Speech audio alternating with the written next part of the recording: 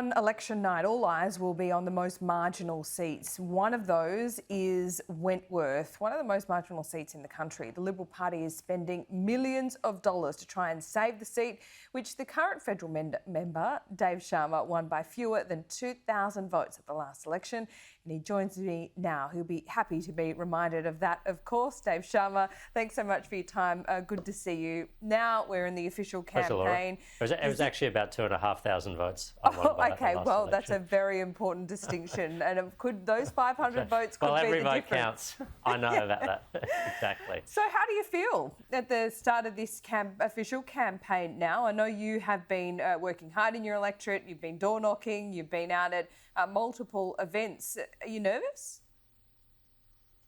Oh, look, I'm always anxious before any election, and I expect this one will be close in Wentworth and it'll be close nationally as well. But look, I'm also quite encouraged by what I've seen and heard talking to people on the streets. I think people recognise the role that I've played over the last 3 years standing up for Wentworth, both in the national parliament but also on local issues.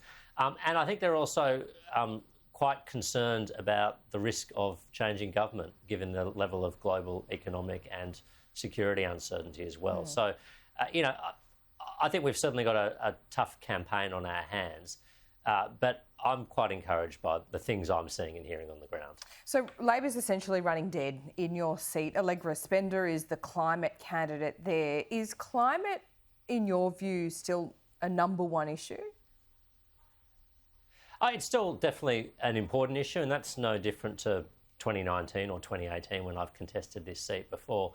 I think what's different, though, is we as a party and as a government have actually moved on a long way in my term of Parliament, and I'm happy about that. I was a proponent of that. We've adopted a net zero by 2050 emissions target. We've upgraded our 2030 emissions reductions target. We're investing a record amount in technologies like green hydrogen and low emission steel, low emissions aluminium, large scale battery storage. So I think, it's not set and forget. There's more we need to be doing here, but I think we've got a good track record to show about the amount we've achieved in addressing climate change over the last 3 years. But is that going to be the vote changer? I mean, as you say, it's different from the last election. We've just been through a pandemic. Now, cost of living issues are front and centre. That's not what the independents are talking about. No, it's not. They're really talking only about a few issues, and these so-called independents don't have policies on most of the other issues. And these are some big issues facing us. There's, as I said, there's a return of inflationary pressures in the global economy. There's big supply chain shocks, partly from Russia's aggression against Ukraine, but partly because China remains in a state of a pandemic, effectively. And there's big security challenges and dilemmas on the horizon as well as. And these are all being felt in Australia through our own pocketbooks, higher cost of living pressures, but also more uncertainty and instability in our own region as well. And I think, look, any responsible voter, and they are responsible voters in Wentworth, they want a party and a representative who can address the full gamut of issues. Yes, action on climate is important, but so is action on security, so is addressing cost of living pressures, so is putting the budget back on a fiscally sustainable pathway. I think voters expect a degree of sophistication from their candidates and their representatives, and so they're entitled to. They should. Do you think it would be helpful if Scott Morrison campaigned in your seat?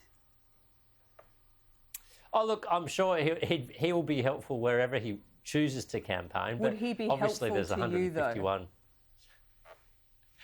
Look, I would welcome him whenever he wants to visit. I would welcome him. He was just in my electorate in December, a few months ago.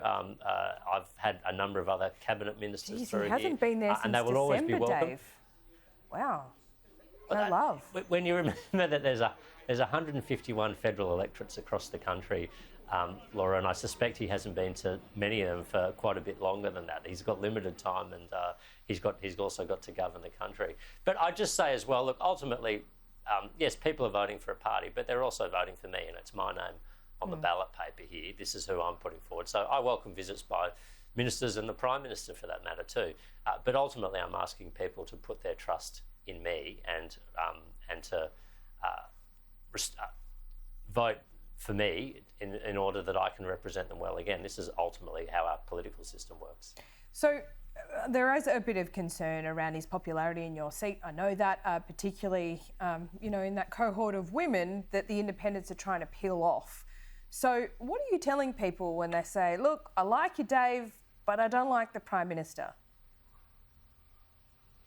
Well, I usually say to people, look, firstly, this is not a popularity contest. And secondly, we don't vote directly for the Prime Minister in our system. We vote for our own local representatives. And people here have a choice. And it's not about, which individual they, rate the character the most highly. It's about which government and which team of people do they believe has the best vision for Australia and the best record for Australia in terms of doing the fundamental things you want a federal government to do: safeguard the health of its people, safeguard their jobs and their livelihoods, and protect them from national security threats. And I think on all those three big issues, our travel through the pandemic, protecting the economy from the ravages of the pandemic, and protecting Australian security and our way of life, this government has, one, a good track record, but two, a better vision for the future as well.